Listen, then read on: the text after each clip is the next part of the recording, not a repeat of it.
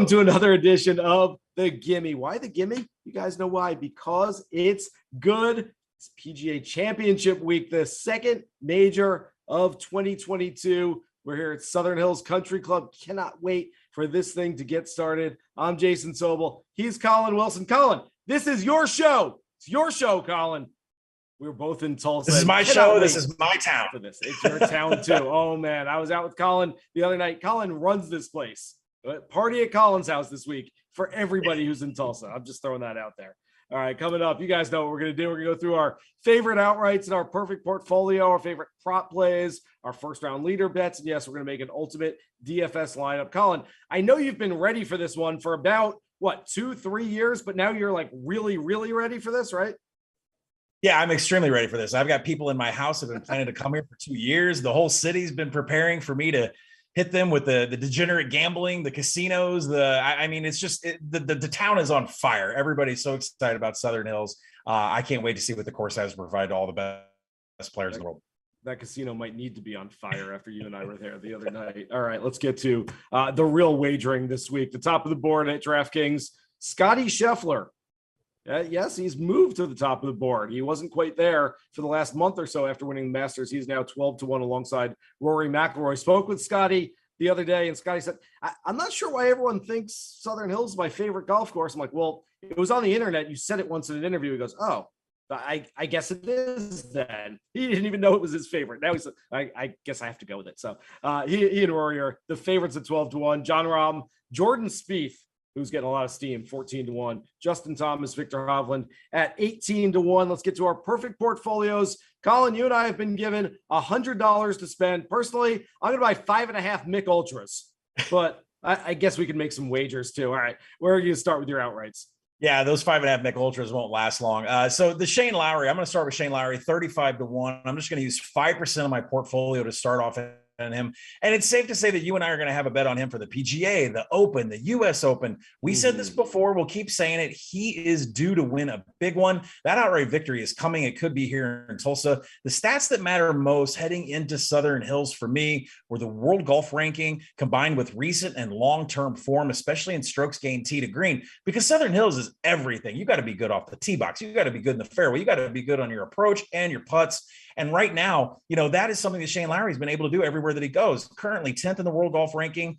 And when it comes to 2022 points won, so I was looking at more who's hot right now, 7th in long-term strokes gained tee to green. And he finished third at the Masters. He finished third at the Masters and third at the Heritage. So he's definitely hot and he brings it when he needs to. So definitely Shane Lowry is someone we're going to keep pushing money on. And then I'm going to use another 5% on a longer shot. And Jason, you and I talked about this off camera. This is a chalk weekend. I mean, there are a lot of big names and a lot of low numbers. So I'm going to go with a bigger number, and Joaquin Niemann at 55-1, not getting any action, was 45-1, has fallen to 55-1. And when I mentioned 2022 points won in the world golf rankings, Niemann right now is 8th in that category. He has been on fire since the calendar year turned. Niemann's long-term strokes gained tee to green is 33rd, but that number is rising. He was 12th at the Heritage and 25th at the Byron Nelson after having a heater getting up to the top of the leaderboard. And generally with outrights, I'm looking to sit back and take live bets when I see a player getting an eagle opportunity. But you might not get that with Joaquin Niemann. This guy is currentently second on the tour in round one scoring. There may not be a live opportunity, so I'm going to take that 55-1 now on Joaquin Niemann.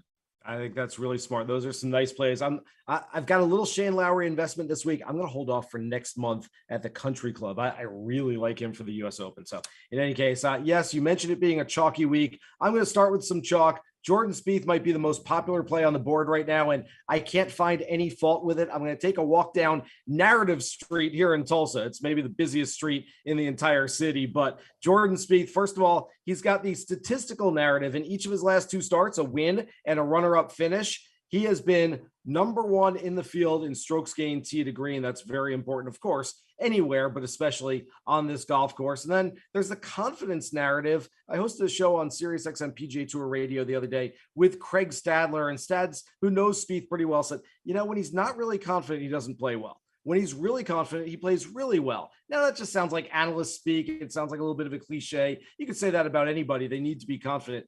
I feel like confidence matters more to Jordan Spieth than perhaps any other player out there. He is oozing with confidence right now. I think that's very important. And then the last part of this narrative, the karma narrative, Look, the biggest story of the early week has been the player who's not here as opposed to the 156 who are. That player, of course, is the defending champion, Phil Mickelson, who elected not to play once again. And every player has been asked about Phil and his whereabouts and his future and what it all means.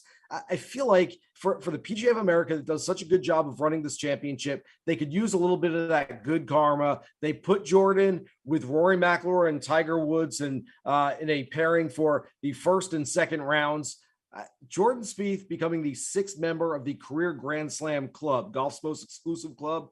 That would do a whole lot of good for their karma at the end of this weekend. Would definitely change the narrative of what we're talking about here. Okay, that was a lot of talk about Jordan Spieth. I'll go very quickly with my second bet. Staying away from the chalk, I had to go far down the board to find some win equity, but there is some win equity down there. Bubba Watson opened the week at 200-1. He's been bet down to 150-1, but still, I think there's some value there. We all know that Bubba can win. It's been nearly 4 years since his last PGA Tour victory, but he can do it, and he can win on this kind of stage, big ballpark. Why not? At $10 of my $100 portfolio, I'm going to put 10% of that on Bubba Watson this week outright. And Collin, let's now talk about Southern Hills a little bit more. It's a 7,556 yard golf course. It's long, but look, it's not too long for any of these players. Quite frankly, every single one of these guys is long enough of the elite players. If they weren't, they wouldn't be an elite player. I mean, that's just kind of how it works out on the elite level of golf these days. And I'm telling you what, it is looking pure. That's 7 U's in pure, because this place is going to really pop on television. All right, let's get to our prop plays this week. Collin, give me 2 to start off with. Well, I think it's really interesting with Southern Hills, and welcome to Tulsa. Welcome to Oklahoma weather, because there's going to be 4 different wind directions and different measures of wind this week. So, when I joke around with everybody on Twitter about tornadoes, it's a real thing here. Like the weather changes all the time, but I'm going to go with a player that loves to play in wind. I'm going to go with Rory McIlroy, top 10.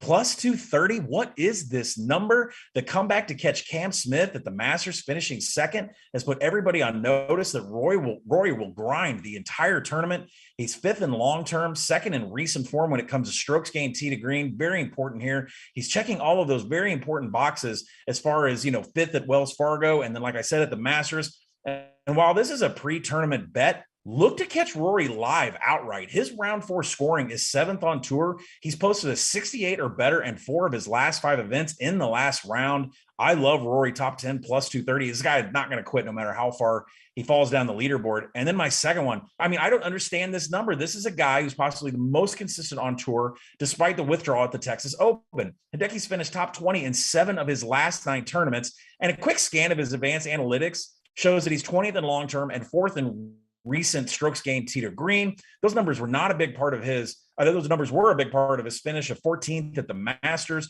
3rd at Byron Nelson. And finally, if you're going to put a bet down on Hideki, you need to look at the flat stick, because that's always the handicap with him. And his putts per round have been a mark of 29 or better in his last 8 tournaments. That's all the confidence I need to lay 25% of my bankroll into a plus 120 on Hideki. I'll take it.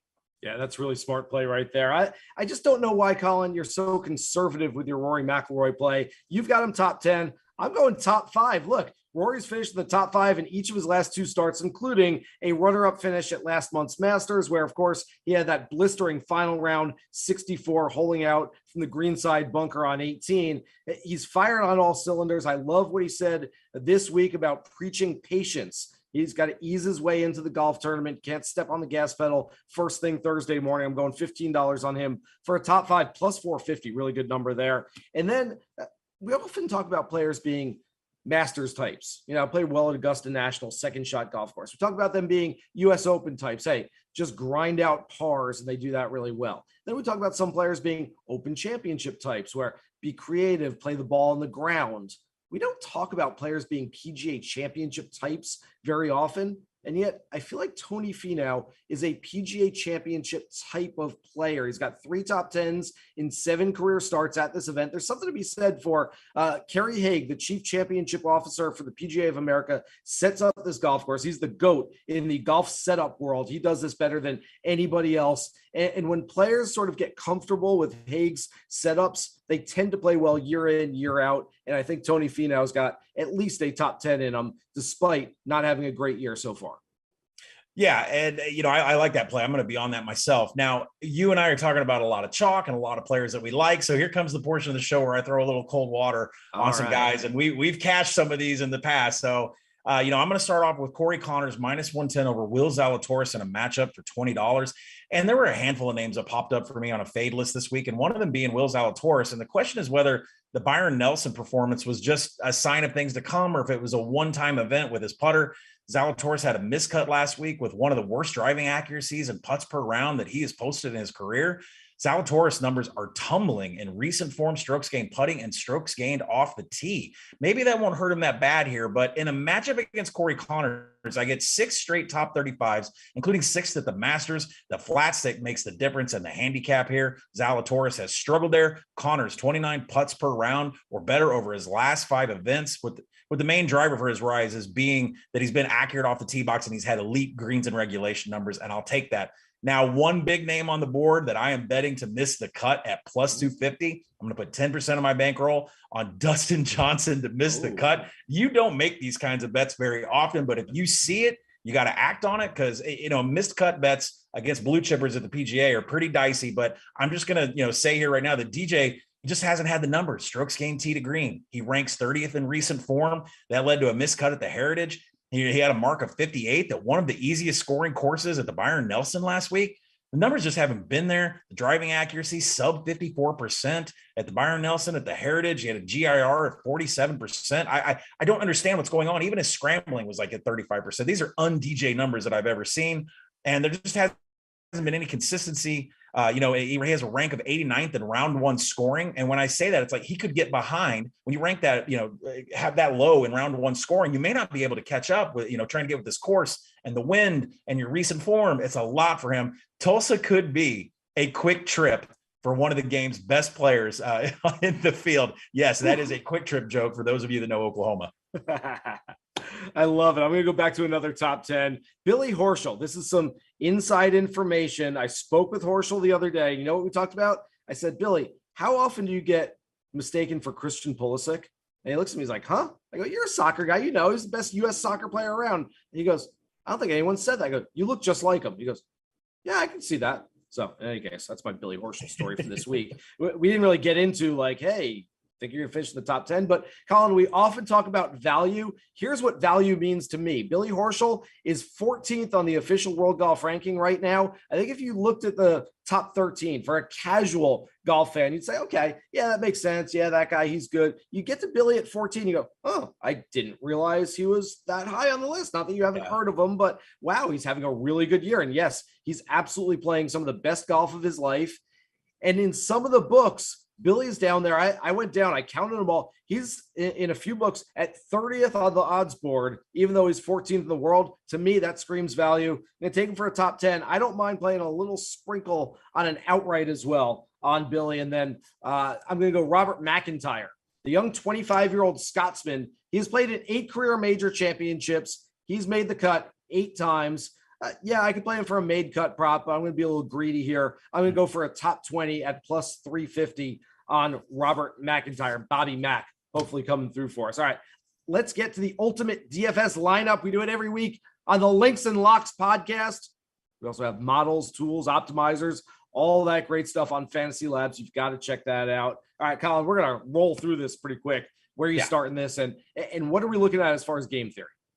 Well, with all this chalk that we have on the board, I think it's got to be a stars and scrubs kind of weekend. You can't just sit around at 7,900 up to 8,700 and get, a medium type lineup. Let's go stars and scrubs. I'll kick it off with Mito Pereira, 6,700, a cheap, low owned option that has tee to green. Pereira is 17th in long term, 11th in recent form. Great start to this lineup.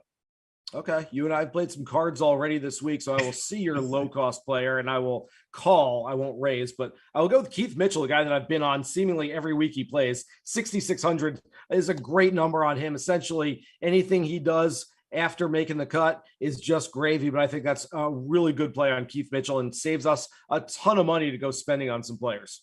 Well, I'm going to act like I peeked at one of your cards, and I'm going to take Billy Horschel at 7,400. And I will add to what you had to say and mention to everybody that he's had 2 missed cuts since August of 2020 at $7,400. Please be in my lineup. Yeah, absolutely. All right. Now we've got a ton of money to spend. I'm going to go back to the guy that I think is going to win this week. My favorite outright play. I think Jordan Spieth is primed for a massive week. Everything pointing in the right direction. To me, it's all about his confidence level. The confidence is soaring right now. 9,600. He's going to be in a lot of my lineups this week. 100% agree. Xander Schauffele, 9,300. Just shot 61 at Byron Nelson on Sunday. I mean, his middle name might be Birdie from now on. I love the discount price on one of the top golfers in the world after his birdie bonanza. Let's have Xander finish out my last pick. I spoke with Xander on Tuesday. I asked him, do you think there's a sense of momentum that you can carry from one week to the next? And he was dead tired, by the way. This is late in the afternoon. And then all of a sudden he kind of perked up. He's like, oh yeah, absolutely. Oh, yeah. He knows he's trying to build off that 61 on Sunday. All right. We've got in the 5 digits to spend on the last player. I don't think we've ever had that before, but I'm going to leave a few $100 on the table, and I'm going to take Rory McIlroy. We've said it for all the reasons already. Collin likes him. I like him. You like him. Everybody likes Rory McIlroy. High floor and a high ceiling. I see it being a very good week for Rory. He's number 2 in my rankings, by the way, this week. You can find my rankings on the Action Network and Golf Bet. I did the top 50 this week because I don't want to go 156 deep. You can't embarrass the club pros. All right, let's get to our first round leader plays. And this might be weather dependent. You might want to look at some early tee times here, huh, Collin? Oh, absolutely. Here, my first round leader is going to be Cam Smith, 35 to 1. I'm going to put 10% of my action on it. 2 reasons here. He has a tee time of 8 a.m. And I mentioned that there's going to be 4 different winds and 4 different days. And there's going to be a possible wet Wednesday night, which is going to make soft greens on Thursday morning. And, that's, if the Heritage Cameron Smith, before the Heritage, Cameron Smith posted a number in the first round in the 60s every round this year. This is a guy that ranks 3rd in the PGA Tour in first round scoring. I will absolutely take him at an 8 a.m. tee time here at Southern Hills. I hit on Sebastian Munoz last week as a first round leader at the AT&T Byron Nelson. Really didn't even have to sweat it. That was the worst possible thing I could do because now I want to bet about 17 different guys for first round leader bets. I love Neiman for first round leader. You mentioned earlier. I love Matsuyama. You mentioned him earlier. Keegan Bradley, Harold Varner III. And my favorite play, a guy that I go with very often. It's kind of like it's a major. Go with who brung you here. Russell Henley at 75 to 1. He's 4th on the PGA Tour in round 1 scoring average this season. I think he can keep that going. All right. Recap all of our plays. Collin has Shane Lowry, Joaquin Neiman for outrights, props on Rory and Hideki, Corey Connors in a matchup over Zalatoris, DJ to miss the cut, and Cam Smith, first round leader. I'm going Spieth and just a little sprinkle on Bubba. Just wanted a big number there for my outrights. Rory, Finau, Horschel, McIntyre, props, and then Russell Henley among a cast of hundreds for my first round leader bet. Thanks so much to everybody out there for watching this episode of the Gimme. Remember, go to Golf Bet for all the content on the PGA Championship this week and every week throughout the entire PGA Tour season. For Collin Wilson, this is your show, Collin. This is your town. It's your show. I'm merely Jason Sobel. Good luck with all your plays for this week's PGA Championship. Here's hoping you guys hit the green.